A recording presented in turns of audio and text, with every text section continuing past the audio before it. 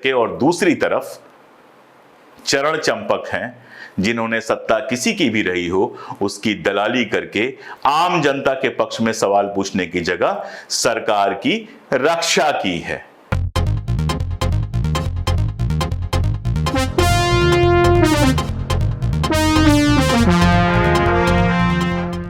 नमस्कार। अर्बन नक्सल ये शब्द तो आपने सुना ही होगा। प्रधानमंत्री महोदय भोपाल में एक रैली में थे और रैली में उन्होंने कहा कि कांग्रेस को अर्बन नक्सल चला रहे हैं। अब कांग्रेस को कौन चला रहा है ये तो कांग्रेस पार्टी जाने, लेकिन मैंने कहा अर्बन नक्सल क्या होता है थोड़ा सा समझ लेते हैं। सरकार के एक बड़े प्रिय फिल्म मेकर हैं जिन्होंने कश्मीर पर फिल्म बनाई थी, जी विवेक अग्निहोत्री, उनकी किताब आई थी और उन्होंने अर्बन नक्सल शब्द का आविष्कार किया था। हालांकि जब संसद में पूछा गया, आरटीआई में भी पूछा गया, संसद में भी पूछा गया कि अर्बन नक्सल होता कौन है, तो सरकार ने कहा हमें नहीं पता कि अर्बन नक्सल कौन होता है। तो सरकार को पता भी नहीं है अर्बन नक्सल कौन होता है, आपको भी नहीं पता है अर्बन नक्सल कौन होता है, लेकिन प्रधानमंत्री महोदय अर्बन नक्सल शब्द का प्रयोग करते हैं। ट्रॉल्स अर्बन नक्सल शब्द का प्रयोग करते हैं। तो मैंने सोचा कि मैं एक लेखक हूं तो जरा आपको बता दूं कि आखिर कौन है ये अर्बन नक्सल। 10 लक्षण मैं आपको बताऊंगा अर्बन नक्सल कौन है और फिर आप खुद समझ जाएंगे कि आप क्या हैं। पहला लक्षण तो ये है अर्बन यानी कि जो शहर में रहते हैं, पढ़े लिखे हैं, और उन्हें अर्बन नक्सल कहा जा रहा है जो सांप्रदायिकता में भरोसा नहीं करते हैं, भाईचारे में भरोसा करते हैं। यानी शहर में रहने वाले वो लोग, आपके अड़ोसी पड़ोसी, आपके आसपास के लेखक, पत्रकार और बाकी सारे वो लोग जो सांप्रदायिकता में भरोसा नहीं करते हैं, दिन रात सांप्रदायिक नफरत फैलाने में नहीं लगे रहते हैं, बल्कि भाईचारे का संदेश देते हैं। जिनके ट्विटर पर आप जाएंगे तो वहां पर एक धर्म को गालियां देती हुई पोस्ट नहीं मिलेंगी, वहां पर आपको भाईचारे की बात करती हुई पोस्ट मिलेगी। तो जहां आपको सांप्रदायिकता की जगह भाईचारे की पोस्ट मिल जाए, आप समझिएगा कि ये कोई अर्बन नक्सल है। उनके YouTube चैनल्स पे आप जाएंगे तो आपको धर्म के नाम पे भड़काने की बात नहीं होगी, बल्कि ऐसी बात होगी जिससे दोनों संप्रदायों के बीच में प्यार बढ़े।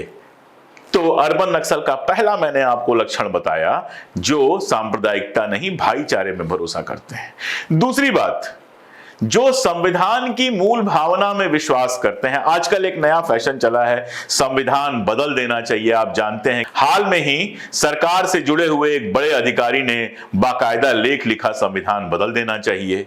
आप जानते हैं नई संसद के बनते ही इस तरह के बयानात आने शुरू हो गए कि संविधान को बदला जा रहा है। तो जो लोग संविधान को बदलना चाहते हैं वो नहीं, जो संविधान की मूल भावना को बनाए रखना चाहते हैं उनको कहते हैं अर्बन नक्सल। तो आप जिन YouTube चैनल्स पे, जिन ट्विटर पे, फेसबुक पे जाएं और देखें कि वहां संविधान की जय लिखी हुई है, समझ जाएं कि वो अर्बन नक्सल है। तीसरा लक्षण और भयानक है। ये जो अर्बन नक्सल होते हैं वो इतने बुरे लोग होते हैं कि वो अदानी का विरोध करते हैं। असल में अदानी जैसे पूंजीपतियों को जो देश की संपत्ति कौड़ियों के भाव दी जा रही है उसका विरोध करते हैं। ये इतने बुरे लोग होते हैं कि जब अदानी के खिलाफ दुनिया भर में ऐसी रिपोर्ट छपती हैं कि अदानी ने घोटाला किया है, तो ये अदानी को राष्ट्र का प्रतीक नहीं मानते, ये अदानी के खिलाफ बोलना शुरू कर देते हैं। ये सवाल उठाते हैं कि आखिर किसानों, मजदूरों, नौकरी करने वाले मिडिल क्लास, बेरोजगारों, इन सब के हित में नीति बनाने की जगह, इन सब का लोन माफ करने की जगह, इन सबको फायदा पहुंचाने की जगह सरकार अदानी को फायदा क्यों पहुंचा रही है। तो जो अदानी के खिलाफ है वो अर्बन नक्सल, जो अदानी का बाजा बजाता है वो बताऊंगा क्या है।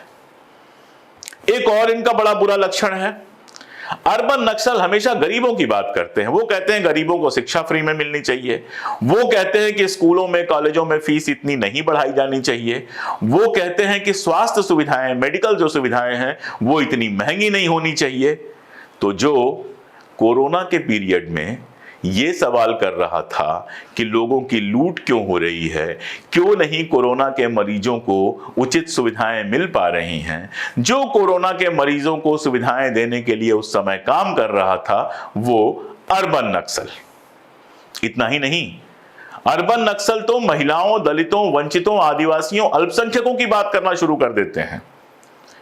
अगर वो अपर कास्ट के हैं, सो कॉल्ड के अपर कास्ट के, तो भारतीय जनता पार्टी और आरएसएस के हिसाब से उनको आरक्षण के खिलाफ होना चाहिए, उनको महिलाओं के खिलाफ होना चाहिए, उनको आदिवासियों के खिलाफ होना चाहिए और अल्पसंख्यकों के खिलाफ तो होना ही चाहिए।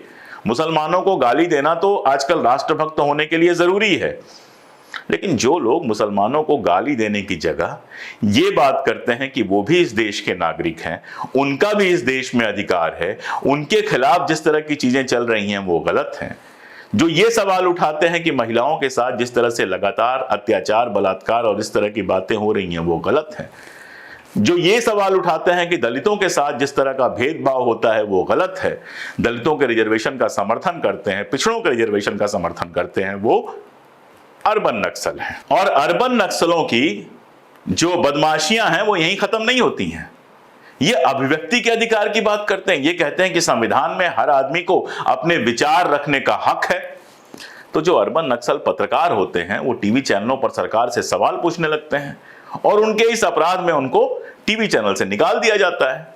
लेकिन टीवी चैनल से निकलने के बाद भी खामोश नहीं होते, यूट्यूब चैनल बना लेते हैं, उस पर मिलियंस में फॉलोअर आ जाते हैं, फिर वो वहां से सरकार से सवाल पूछना शुरू कर देते हैं। कुछ तो ऐसे होते हैं जो अच्छी खासी सरकारी नौकरी छोड़कर यूट्यूब चैनल बना लेते हैं और अपनी बात करना शुरू कर देते हैं। जिनके पास यूट्यूब चैनल नहीं है वो सोशल मीडिया पे सवाल पूछने लगते हैं, ट्विटर पे सवाल पूछने लगते हैं। वो पूछते हैं कि भैया आपने 2 करोड़ नौकरियों की बात की थी, हर साल वो नौकरियां कहां गई? 15 लाख रुपए हर आदमी के बैंक खाते में आने वाले थे, वो कहां गए? किसानों की आय डबल होने वाली थी, वो कहां गई? तो इस तरह के जो सवाल पूछते हैं, ऐसे बदमाश लोगों को अर्बन नक्सल कहा जाता है। और एक और खूबी है उनकी, खूबी तो कोई है ही नहीं, उनमें कमी है उनकी। जब हिंदू राष्ट्र की बात चलती है तो वो खड़े होकर कहते हैं हमको हिंदू राष्ट्र नहीं चाहिए। जब कोई मुस्लिम राष्ट्र की बात करता है तो भी खड़े होकर कहते हैं हमें मुस्लिम राष्ट्र नहीं चाहिए। इन बंदों को, ये जो बुरे लोग हैं, अर्बन नक्सल लोग हैं, ये तो कहते हैं कि हमें संविधान पर आधारित राष्ट्र चाहिए जिसमें हिंदू, मुसलमान, सिख, ईसाई, पारसी, जैन सब मिलजुल के रह सकें। इतनी बुरी बात करते हैं। तो जो हिंदू राष्ट्र वाले नए राष्ट्रभक्त हैं वो भी इनके दुश्मन, और जो कभी कभार, अब बहुत थोड़े से हैं लेकिन कभी कभार मुस्लिम राष्ट्र की बात करना शुरू करते हैं, वो भी इनके दुश्मन। यानी अलग कहें तो हिंदू कट्टरपंथी भी इनके दुश्मन, मुस्लिम कट्टरपंथी भी इनके दुश्मन। अगर इस देश में ईसाई और सिख कट्टरपंथी होते, खालिस्तान समर्थक हैं, तो वो भी इनके दुश्मन। यानी अर्बन नक्सल वो बुरे लोग हैं, वो घटिया लोग हैं जो हर तरह की कट्टरता का विरोध करते हैं, जो कहते हैं कि सबको अपने धर्म मानने का हक है, आप अपने घर में पूजा कीजिए, पाठ कीजिए, अपने धार्मिक रीति रिवाज निभाइए, लेकिन देश जो है वो संविधान से चलना चाहिए। देश का कोई धर्म नहीं होना चाहिए, देश जो है सभी धर्मों को बराबर सम्मान देने वाला होना चाहिए। ऐसे बुरे विचार जिनके होते हैं उनको अर्बन नक्सल कहते हैं। और ये अर्बन नक्सल वो होते हैं कि जब सारे लोग युद्ध युद्ध युद्ध चिल्ला रहे होते हैं तो ये विश्व बंधुत्व की बात करते हैं। ये कहते हैं कि पड़ोसियों के साथ अच्छे रिश्ते रहेंगे तो पड़ोसी भी आगे बढ़ेंगे, हम भी बढ़ेंगे। ये कहते हैं कि विदेश नीति ऐसी होनी चाहिए कि दुनिया में विश्व बंधुत्व बढ़े। ये कहते हैं कि हथियार रखना तो ठीक है लेकिन जहां तक हो सके हथियारों के प्रयोगों से बचना चाहिए। ये कहते हैं कि युद्ध जब होते हैं तो दरअसल दुनिया भर की जो हथियार कंपनियां हैं उनका ही फायदा होता है। ये कहते हैं कि जब युद्ध होते हैं तो देश नष्ट हो जाते हैं। ये याद दिलाते हैं कि हिरोशिमा पे बम गिरा था तो कैसे कई पीढ़ियां हिरोशिमा की खत्म हो गई। ये याद दिलाते हैं कि सेकेंड वर्ल्ड वार हो या फर्स्ट वर्ल्ड वार हो, उसमें कितने लाखों सैनिक मारे गए थे, कितने लोग भूख का शिकार हुए थे, कितने लोगों का बलात्कार हुआ था, कितने ही देश हमेशा के लिए नष्ट हो गए थे। इसीलिए ये विश्व बंधुत्व की बात करते हैं। ये बात करते हैं कि ऐसी नीतियां होनी चाहिए जिससे दुनिया में युद्ध ना हो। और इसी के साथ साथ अगली बुराई इनकी यह है कि हिंसा नहीं, अहिंसा में विश्वास रखते हैं। इसीलिए जो असली नक्सलवादी हैं ये उनका भी विरोध करते हैं। ये कहते हैं कि वो भी हत्या में लगे हुए हैं और हत्या करके, हिंसा करके सत्ता पर कब्जा करना गलत है। ये लिंचिंग का विरोध करते हैं। ये कहते हैं कि गाय एक पशु है, सम्मानित पशु है, आदरणीय पशु है, लेकिन उसके नाम पर मनुष्य की हत्या करना गलत है। ये कहते हैं किसी भी मनुष्य को यह अधिकार नहीं है कि वो दूसरे मनुष्य की हत्या करे। यहां तक कि कई बार ये फांसी की सजा की भी मुखालिफत करते हैं। ये कहते हैं कि आजीवन कारावास फांसी की सजा से बड़ी सजा है। पुलिस जो हिंसा करती है उसका भी विरोध करते हैं ये। तो ये अजीबोगरीब लोग हैं जो हिंसा नहीं अहिंसा में विश्वास रखते हैं। और इनका सबसे बुरा लक्षण तो 10वां लक्षण है। ये कमबख्त हमेशा सत्ता के मुखालिफ रहते हैं या हमेशा सत्ता के खिलाफ रहते हैं। जब कांग्रेस की सत्ता थी तो कांग्रेस से सवाल पूछते थे। जब कांग्रेस की सत्ता में भ्रष्टाचार की बात आई थी तो खड़े होकर सवाल पूछते थे कि भाई ये भ्रष्टाचार क्यों हुआ। जब कांग्रेस की सत्ता में लोगों की गिरफ्तारियां होती थी तो भी ये सवाल पूछते थे।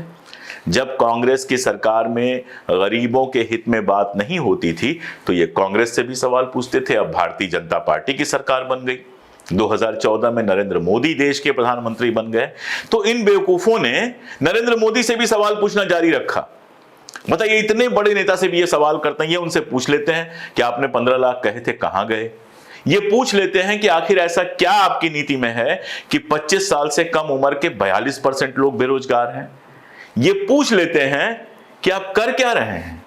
ये पूछ लेते हैं कि अडानी के ऊपर भ्रष्टाचार के ऐसे ऐसे आरोप लगे, आप कार्रवाई क्यों नहीं करते हैं। ये पूछ लेते हैं कि पहलवान महिलाओं ने आरोप लगाए, अब पुलिस भी ये बात कह रही है कि छेड़छाड़ और इस तरह की चीजें ब्रजभूषण शरण सिंह ने की, तो आप इनको गिरफ्तार क्यों नहीं करते हैं। ये पूछ लेते हैं कि भाई टेनी के बेटे ने जिस तरह से हत्या की, उसके बाद आप टेनी से इस्तीफा क्यों नहीं लेते हैं। ये पूछ लेते हैं कि ये मुसलमानों की जो लगातार लिंचिंग चल रही है ये क्या है। ये पूछ लेते हैं कि ये किस तरह की आर्थिक नीतियां हैं जिसमें बेरोजगार और बेरोजगार होता जा रहा है, गरीब और गरीब होता जा रहा है और पैसे वाला और पैसे वाला होता जा रहा है। यही नहीं, जब सीएजी की रिपोर्ट कांग्रेस के जमाने में आई थी तो भी इन्होंने सवाल उठाया, और अब सीएजी की रिपोर्ट बीजेपी के जमाने में आई है तो भी ये सवाल उठा रहे हैं। तो ये अजीब लोग हैं जो सत्ता के साथ नहीं विपक्ष के साथ खड़े होते हैं। ये जनता का पक्ष है, ये हमेशा हमेशा विपक्ष रहते हैं। सरकार चाहे जो भी हो, ये विपक्ष रहते हैं, जनता के हित में सवाल पूछते हैं। ये इनका सबसे बड़ा अपराध है। तो मैंने आपको बताया कि अर्बन नक्सलों के क्या क्या लक्षण हैं। इसके विपरीत कुछ चरण चंपक होते हैं। चरण चंपक, उनके बारे में आप जानते हैं। क्या पूछते हो मुझसे मेरा ईमान मुन्नी, शिया के साथ शिया, सुन्नी के साथ सुन्नी। तो जिसकी सरकार होती है उसका बाजा बजाने लगते हैं। जब कांग्रेस की सरकार होती है तो सोनिया गांधी का जाके इंटरव्यू लेते हैं, राहुल गांधी का इंटरव्यू लेते हैं। तब सवाल किससे पूछते हैं, तब मोदी से सवाल पूछते हैं। मैं अर्नब नक्सल की बात, अर्नब जानते हैं ना आप, मैं उनकी बात कर रहा हूं। तो जब कांग्रेस की सरकार होती है तो राहुल गांधी के साथ सेल्फी खिंचाते हैं, जब बीजेपी की सरकार आती है तो मोदी जी के साथ सेल्फी खिंचाने लगते हैं। जब कांग्रेस की सरकार होती है तो सेकुलर बन जाते हैं, जब बीजेपी की सरकार बनती है तो कम्युनल बन जाते हैं, राष्ट्रभक्त बन जाते हैं। जब कांग्रेस का शासन होता है तो कांग्रेस की मलाई खाते हैं, जब बीजेपी का शासन होता है तो बीजेपी की मलाई खाते हैं। पत्रकारिता की कुर्सी पे बैठ के दलाली करते हैं, कभी कभी तिहाड़ भी जाना पड़ जाता है। सरकार के जितने धतकर्म होते हैं सबका समर्थन करते हैं, उसके बावजूद स्मृति ईरानी आकर उनके शो पे ही हड़का जाती हैं। ऐसे लोग जिन्होंने अपनी इज्जत सत्ता के चरणों में रख दी हो, मैं उनको चरण चंपक कहता हूं। तो एक तरफ अर्बन नक्सल हैं, सरकार से सवाल पूछने वाले, संविधान के पक्ष में खड़े, भाईचारे के पक्ष में खड़े, अहिंसा के पक्ष में खड़े, धर्मनिरपेक्षता के पक्ष में खड़े, सत्ता से सीधे सवाल पूछने वाले। दूसरी तरफ चरण चंपक हैं, सरकार के चरणों में गिरे हुए, सरकार से मलाई खाते हुए, सरकार की जिस हद तक जा सकते हैं उस हद तक जाकर दलाली करते हुए। फैसला आपको करना है कि आप अर्बन नक्सलों के साथ खड़े होंगे या फिर आप जाकर चरण चंपकों के साथ खड़े होंगे। आखिरी बात बता दूं कि जिनको अर्बन नक्सल कहा जा रहा है उन्होंने दुनिया को बदला है, दुनिया को खूबसूरत बनाया है, दुनिया को ऐसा बनाया है जिसमें गरीब, वंचित, दलित, दमित भी रह सके, इज्जत से रह सके। और दूसरी तरफ चरण चंपक हैं जिन्होंने सत्ता किसी की भी रही हो उसकी दलाली करके आम जनता के पक्ष में सवाल पूछने की जगह सरकार की रक्षा की है। तो ऐसा मैंने कहा, फैसला आपको करना है कि आप अर्बन नक्सल हैं या चरण चंपक हैं, आप अर्बन नक्सलों के समर्थक हैं या चरण चंपकों के समर्थक हैं। मैं तो बड़ी शान से कह रहा हूं कि हाँ, मैं हूं अर्बन नक्सल और मैं जीवन भर ऐसा ही बना रहना चाहूंगा। आज के लिए इतना ही, बहुत शुक्रिया।